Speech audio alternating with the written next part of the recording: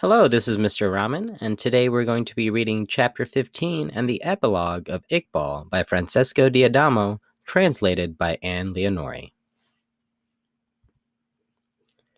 Dear Fatima, my friend, beloved sister, how I wish you were near me these days so I could talk to you and cry with your arms around me.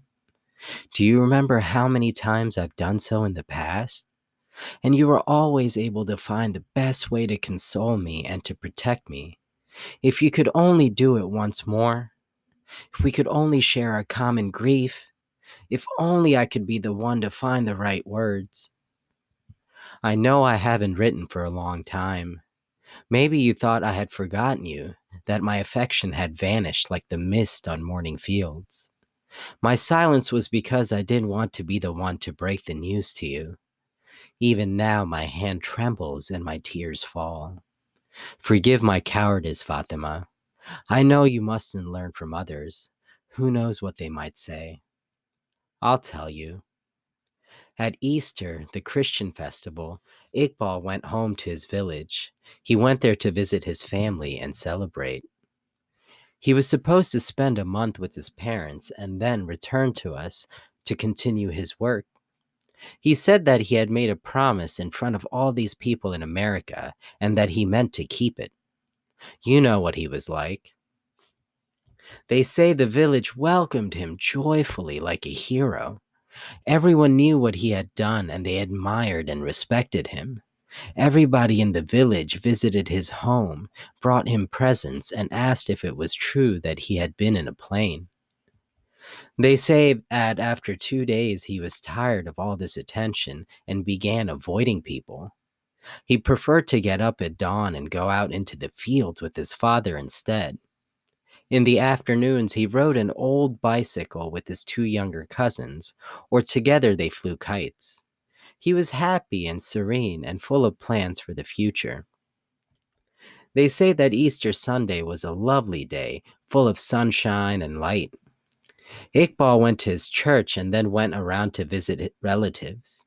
There was a big feast with singing and dancing, and there was even meat to eat, and all kinds of sweets, and Iqbal ate enough laddu to cause a stomach ache. Then, while the adults were talking among themselves, the children scattered off to play, and their voices could be heard in the distance. They say that around 3 that afternoon, when the sun was beginning to go down, a car appeared just where the road turns in toward the village, raising a cloud of dust.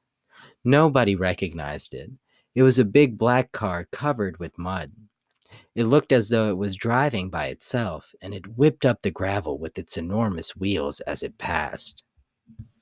Some people say that at that precise moment, a sudden thunderstorm broke, and raindrops the size of large coins hit the ground, and the thunder shook the roofs of the houses. Others say the thunderstorm broke later, toward evening. The black car drove slowly through the village and then turned into a narrow lane that leads down to the rice paddies. The pouring rain and the water in the rice paddies merged as one. They say that Iqbal was riding up the lane, standing so that he could pedal better, with his wet hair in his eyes and his t-shirt flapping in the wind. Nobody knows what happened, Fatima, my sister. A man has murmured that through the curtain of falling rain, he saw Iqbal pass close to the car. The window came down a little, and there were 3, 4, maybe 5 flashes. Before anyone could get the men together and run to help, the car had disappeared. Iqbal's body was there, fallen in the lane, and the water under him was stained red. But even the red water disappeared soon. The rain washed it away. This is what they have told me. But listen, Fatima, I know it's not true. At first I thought I had become mute again. I had closed up inside. I kept saying to myself, it's not true. You know what people are like, how they imagine things, how rumors persist. Everyone else was convinced the news was true, even Ishan Khan and his wife. I was the only one who didn't believe it. Then, one afternoon 2 weeks ago, there was a knock on the garden door. It was a boy, dirty and with bruises from chains around his ankles. He told us he had been working in a carpet factory, that he had run away and come to us so that we would help arrest his master and free the other children.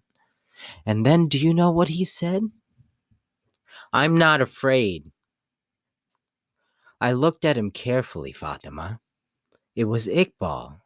I swear he was identical. The same voice, the same eyes. 3 days later, another boy appeared. And then at the market, a boy rebelled against his master, one of the richest merchants. They were Iqbal too. Try not to be sad, Fatima. He changed our lives and will be with us forever. I told Ishan Khan that I'll be the one to study and go to university. I'll be a lawyer, and I'll fight to free all the slaves in Pakistan and all over the world. And for the first time in my life, I'm not afraid either. My sister, I don't know where you're going, or how I'll be able to communicate with you, or even if we'll meet again. I just beg of you, don't forget. Tell somebody our story. Tell everybody our story, so that the memory will not be lost. That's the only way to keep Iqbal at our sides forever. Your sister, Maria.